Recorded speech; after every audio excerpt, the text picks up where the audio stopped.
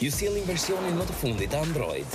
General Mobile 6 për vetëm 15.900 lek, ekskluzivisht në të gjitha dyqanet Al Telekom. 3 GB internet, si dhe 10 minuta ndërkombëtare për 12 muaj. Nxito, kjo ofertë është e limituar. Al Telekom, me ju të parët.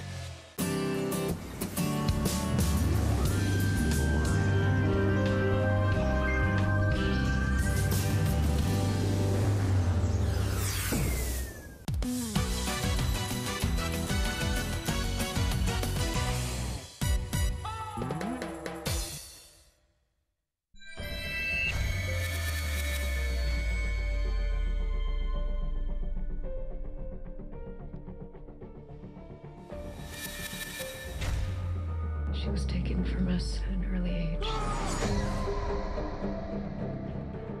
Annabelle? I'm sorry to hear that.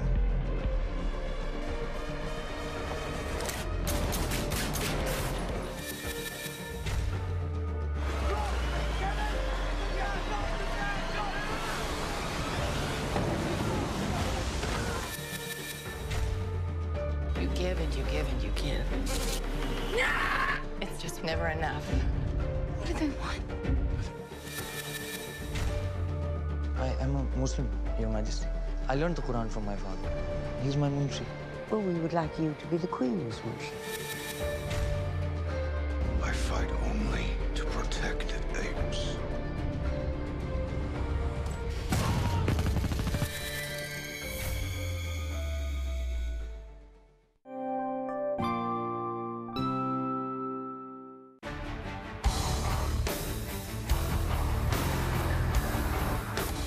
Jemi në pjesën e tretë të fundit në Kapital, drejt për së drejti në Vizion Plus. Flasim për Kosovën. Është rasti sepse mbushen 10 vjet, saktësisht nesër, nga shpallja e pavarësisë së Kosovës për 17 shkurt. Një nga çështjet që po diskutohet dhe është diskutuar edhe kohët e fundit është ajo që quhet një ide që mund të jetë këmbimi i territoreve mes Serbisë dhe Kosovës. Gazetat ndryshme perëndimore kanë trajtuar shpesh her pas here këtë çështje.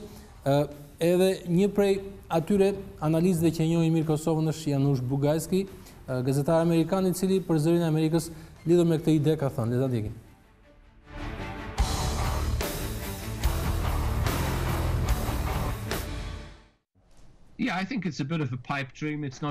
Mendoj se kjo është një lloj fantazie dhe nuk do të ndodhë.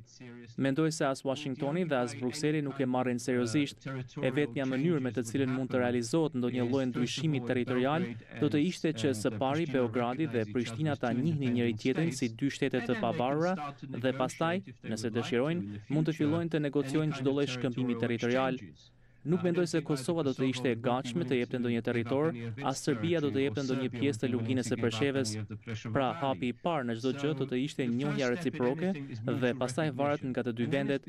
Ne e pam këtë në rastin e ish Republikës së Çekoslovakisë, kur dy vendet e krijuara pas ndarjes e njohën njëri tjetrin, mes tyre pati disa rregullime territoresh. Mendoj se kjo do të ishte e vetmja mënyrë.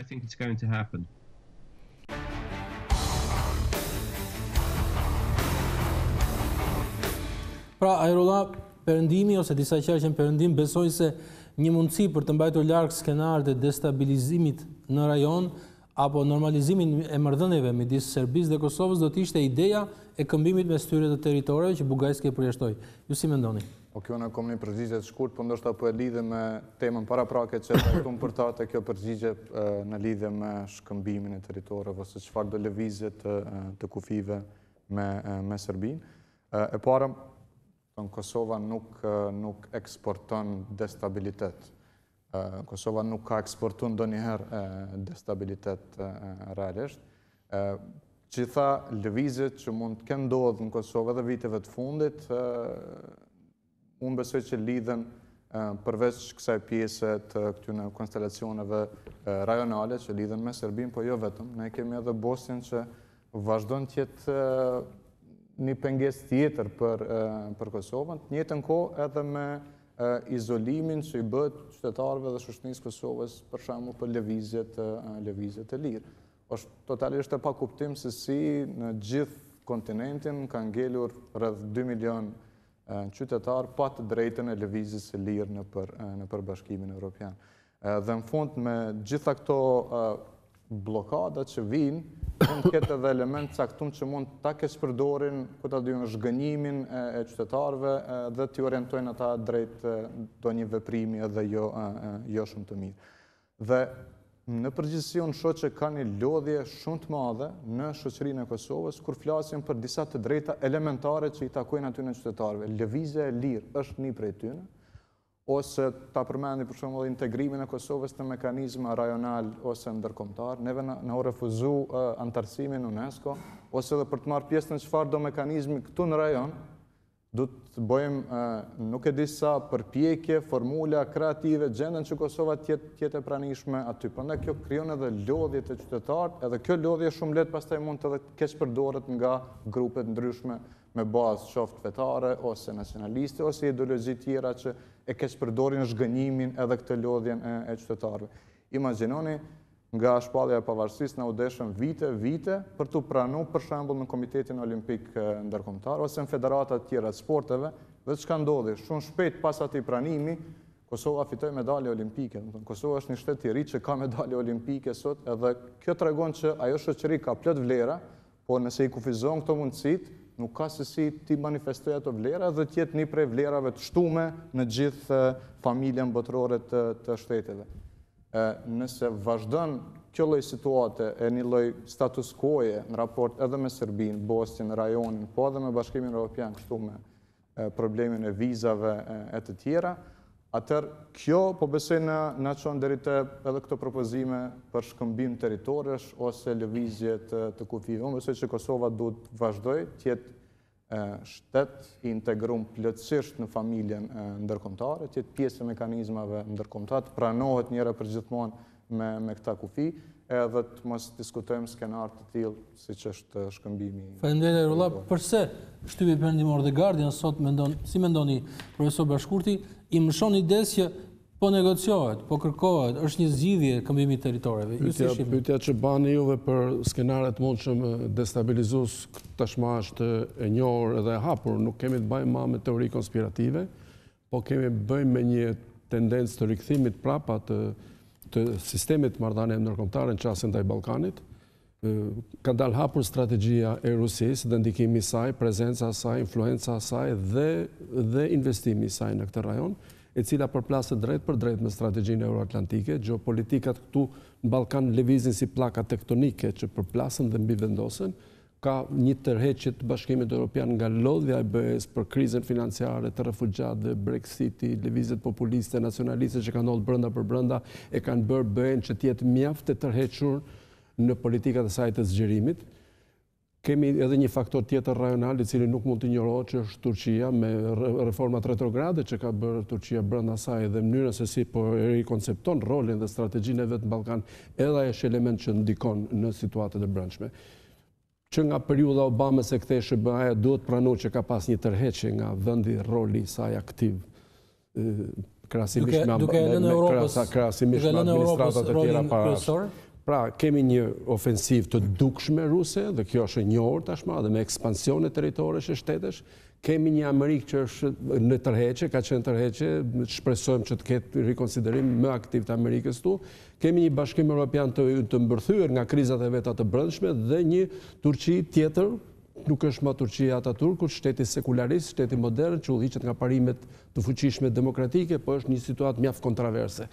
Këto katër geopolitika të mëdha në Ballkan kanë përplasje mbi vendosje dhe këtu nuk është më fjala për skenare, po këtu flitet për ndryshime geopolitikash. Raportet geopolitikash. Ballkani është shumë i vogël me prodhu energji stabilitetit brendshëm, në qoftë se ka përplasje tektonike geopolitike në rajonin tonë.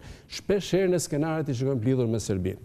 Serbia është mjaftueshmërisht e madhe për me kriju destabilitet në Kosovë, por është shumë e vogël me kriju madh destabilitet në Ballkan. Nuk është më Serbia, serbokrato-slovene që kishe peshë në destabilitetin e Ballkanit. Stabiliteti dhe qëndrueshmëria në Ballkan natyrisht lidhet me faktor lokal, ku bën pjesë edhe Kosova, edhe vendet e tjera, por kryesisht lidhet me përmirësimin e ekuilibrit raport të geopolitikë të këtyre faktorëve.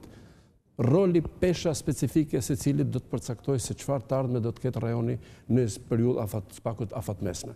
Lidhur me këmbimin e territoreve, pa u konsoliduar të shtetit që janë sot, pa firmos marrëveshjet e normalizimit e traktatet e miqësisë të bashkëpunimit midis tyre, pa u kriju një konstelacion mirë kuptimit, fshihësie të mirë, ne jemi ende në fazën e armiqësisë, për kalu nga armiqësia duhet një proces pajtimi, nga pajtimi do të kalohet në marrëveshje graduale për të shkuar te marrëveshjet e fshihësisë mirë e traktatet të bashkëpunimit, vetëm atëherë kur shtetet maturohen dhe të pranojnë njëri tjetrin, unë pajtohem me Bugajskin, mund të shkohet në çështje të ndryshimit të këmbimeve territoriale. Faktorët e pjekur dhe të maturuar mund të bëjnë këmbime territoriale pa provokuar kriza dhe luftra. Faktorët e papjekur dhe të pamaturuar, siç janë shtetet tona aktualisht në Ballkan, nëse hyn tratativa territoresh, më herë kalojnë në konflikte, sepse janë pamaturuar edhe si shtet edhe si faktorët politik të brendshëm. Plus elemente gjeopolitik dhe përplasjet e jashtme, shkëmbimi territore do ishte një minë mesahat për rajonin tonë. Faleminderit. Minutat e fundit nuk mund të lëmë edhe raportet me Shqipërinë, a janë ato në nivelin që populli shqiptar, këtej dhe ndej kufirit do t'i dëshironte. Megjithatë, Adri? Për para në shkurtimit do thosha që është absurde me fol tani për shkëmbim territori, pikërisht në një kohë kur komuniteti serb i veriut është duke integruar e ku Kosova, shteti Kosovës ka vendosur në kontroll veriun dhe pasi janë nënshkruar kaq shumë marrëveshje normalizim marrëdhënie me Sërbinë. Domethënë kjo është absurde edhe në kontekstin aktual ku është investuar kaq shumë kohë, kaq shumë energji për të integruar pjesën e veriut në Kosovë dhe është bërë kjo gjë me sukses. Prandaj duket që sharaka kjo gjë e bëjnë era erës, dhe kjo është një propozim që ndodh shpesh në Beograd, arsye pse ata e bëjnë është e para një herë, sepse kërcënojnë Bashkimin Evropian dhe ishte vetes hapësirë për pazari, duke përdorur të mirë mesahat që përmendi me drejt zoti Bashkurti. Dhe arsye tjetër është se ata kanë interesin e Republika Srpska, ata duan që të vazhdojnë projektin e tyre të krijimit të shteteve homogjene etnike dhe projekti i Kosovës, një shtet që akomodon pakicat, është një projekt i cili nuk shkon ndesh me filozofinë e mënyrën menduarit të serbëve që ende janë anakronik në atë aspekt. Nuk ka përndodhur kjo gjë sepse kjo do shkaktonte një efekt zinxhir në gjithë rajonin, duke nisur nga Maqedonia si precedent që është i rrezikshëm, ku kemi komunitet shqiptar aty, duke nisur nga Malizi ku 35% e popullsisë vetë deklarohen serb. Mos pasaj për Bosnjën dhe më tutje. Kjo është akoma më vështirë. Kështu që në këtë aspekt unë nuk mendoj. Për sa i përket marrëdhënies Shqipëri, Republika e Shqipërisë dhe Kosovë, të gjithë janë kritik që marrëdhëniet nuk janë ato që duhet ishin. Gjithmonë ka shumë më tepër hapësirë për të bërë në këtë aspekt, edhe shumë më tepër për të bërë përtej deklaratave pompoze edhe flamujve, duke marrë me projekte konkrete. Fatmirësisht, aty që po bëjnë qeveritë, po bëjnë qytetarët. Unë e them me gëzim të gjë, sepse unë e kam ndjekur me vëmendje të madhe edhe sepse më prek edhe emocionalisht edhe e mi lidhur shpirtërisht. Si për shembull e bëjnë qytetarët atë që nuk bëjnë qeveritë? Sepse çfarë bëjnë qytetarët që nuk e bëjnë qeveritë? Ja disa dhëna interesante. Ka një rritje konstante të tregtisë mes dy shteteve dhe Kosova është destinacioni numër 2 eksporteve të Republikës së Shqipërisë dhe Shqipëria është destinacioni numër 1 eksporteve të Kosovës. Bilanci tregtar ka qenë diku te 200 milionë vitin e kaluar. Që është një gjë shumë e mirë krahasuar me kohë herët, nuk ishte fare. Para 6 vitesh bëj fjalë për 30 milionë euro shkëmbim. Po ashtu për sa i përket turizmit, jo vetëm nuk e kemi turizmin një kahësh, ku vinin shqiptarët e Kosovës për turizëm patriotik në Durrës, edhe në bregdetin e Adriatik, por tani më kemi edhe anën e kundërt. Qytetarët e Republikës së Shqipërisë përbëjnë komunitetin ose vendin e origjinës kryesor të turistëve të Kosovës. Pothuaj 30% e fjetjeve që bëhen në Kosovë i vijnë nga shtetet e Republikës së Shqipërisë. E njëjta gjë mund thuhet edhe për bizneset. Faktikisht Kosova e ka burimin e tretë ose të katërt në varësi të vitit të investimeve drejt për drejta të huaja, e ka Republika e Shqipërisë. Pra janë diku te 30 deri në 40 milionë euro çdo vit që vijnë nga Shqipëria. Gjë që radhitet pas Gjermanisë edhe pas Turqisë, si një në vendit kryesorë që pra siç e shikoni në shumë elemente, në mënyrë spontane po ndodh një reintegrim kombëtar edhe një forcim dhe konsolidim i lidhjes. Në aspektin e marrëdhënieve dyshtetërore, për shembull, unë po shfrytëzoj rastin e kësaj po themi studioje që të vënë dukje për shembull një mungesë dëshmërie dhe barazie në marrëdhënie mes Shqipërisë dhe Kosovës. Për shembull, si vjet është 100 vjetori i Komitetit të Mbrojtjes së Kosovës në Shkodër, edhe një ndër marrëveshjet e para që është bërë midis Ministrisë së Kulturës së Kosovës edhe Shqipërisë ka qenë që të ndërtonin paralelisht restauronin muzeun e Komitetit të Mbrojtjes së Kosovës dhe muzeun kullën e konferencës së Bujanit, të dyja në territorin e Republikës së Shqipërisë. kulla e konferencës bujarit në Tropoj është restauruar me fondet e qeverisë Kosovës, edhe pse është territor të Republikës së Shqipërisë, në kohë, brenda një viti, 2013, ndërkohë që Muzeu i Kombëtarëve të Mbrojtjes së Kosovës akoma s'është bërë. Pra, kjo është një dëshmi e një lloj pandeshmërie dhe jo pabarazie në aspektin e marrëdhënieve me Kosovën, pra mungesa e reciprocitetit. Edhe meqense jemi në 100 vjetorin e Kombëtarëve të Mbrojtjes së Kosovës, jemi jubileun e Skënderbeut, jemi 140 vjetorin e lidhjes prezidenti, jemi në 110 vjetorin e Kongresit të Manastirit, pra vërtet një vit jubilar në shumë aspekte, është e denjë që për shembull ato obligim që ka marrë përkundër qeverisë së Kosovës, Republika e Shqipërisë ta kryej e ta përfundojë atë muzeun e mbrojtjes, Kombëtarëve të Mbrojtjes së Kosovës, se ka lënë shkret, është lënë shkret atje. Opinioni i Hajrullahut për marrëdhëniet. Shqipëri, Kosovë, të dy popujve, të dy qeverive. Unë mendoj që nuk do të ketë një moment kur do të themi që jemi mirë me këto marrëdhënie dhe mjafton ka. Gjithmonë do të ketë edhe nevojë, edhe kërkesë, edhe mundësi për të pasur sa më shumë komunikim mes nesh. Tashmë ka dhe dëshmi shumë konkrete se si po ndodh ky bashkëpunim. Është e vërtetë që qytetarët vetë e kanë dinamizuar këtë lloj komunikimi dhe te turizmi nuk është vetëm kjo lëvizje turistëve në të dyja drejtimet, po ka bashkëpunime konkrete edhe mes operatorëve, ndërtim paketash të përbashkëta që i bie jo vetëm të shkëmbejmë turistë mes vete, po ta promovojmë këtë si treg përbashkët edhe për turistët e vendeve të treta. Ka një kalendar të përbashkët kulturor mes Kosovës dhe Shqipërisë. Tashmë që po bëhet rregullisht, ka ngjarjet përbashkëta kulturore që organizohen. Kjo është e institucioneve, po ka dhe shumë organizime, festivale, cilat organizohen nga vetë artistët, grupet e artit, edhe që bëjnë televizje edhe pandimen e institucioneve domosdoshmërisë, sepse ata i krijojnë kanalet e tyre të komunikimit. Në turizëm, gjithsesi do të vazhdojmë, se tash po shfrytëzoj ndoshta mundësinë për të folur edhe për resorin ku jam i angazhuar. Shumë shpejt do ta kemi një organizim të radhës në Kosovë, bashkë me institucionet dhe operatorët e turizmit për të diskutuar se si të i kalojmë edhe disa bariera që nganjëherë ekzistojnë, janë administrative, birokratike, po janë aty, dhe të ketë sa më tepër komunikim mes jo vetëm operatorëve turistik, po përgjithësisht. Edhe një minutë kemi, profesor Milo. Keni diçka për të për marrëdhëniet? Unë patjetër i kam se ju më latë në minorancë në kohë për Jo, nuk është tamam kështu, me ju e fillova, me ju po e mbyll. Unë do të thoshja që ne duhet i kushtojmë më tepër vëmendje aspekteve shpirtërore, kulturore, identitare në marrëdhëniet midis dy pjesëve të kombit shqiptar. Sepse për sa i përket tregtisë dhe bashkëpunimit ekonomik është tregu që dikton dhe përcakton dhe sikur të mos duam. Por këtë afrojmë dy pjesë të një kombi që kanë dy shtetet pavarura tani, duhet që qeverit e të dy vendeve të mos bëjnë vetëm retorik politike, por të bëjnë veprime konkrete që çon në një ngjizje shpirtërore më të madhe, kulturore, dhe që të ndodh kjo, duhet të ketë programe të mirëfillta që të zbatohen nga komunitetet arsimore, kulturore, shkencore, artistike të dy pjesëve të kombit. 30 sekonda. 30 sekonda, rajdo unë do kaq do mbaj.